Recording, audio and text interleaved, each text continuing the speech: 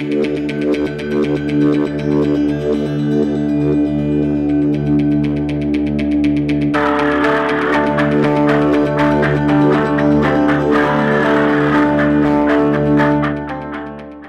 fact that it's January and we had a fire of this size so close to the coast is of great concern. This just needs to get everybody's attention that there is no longer a fire season. We have fires all year round now in California.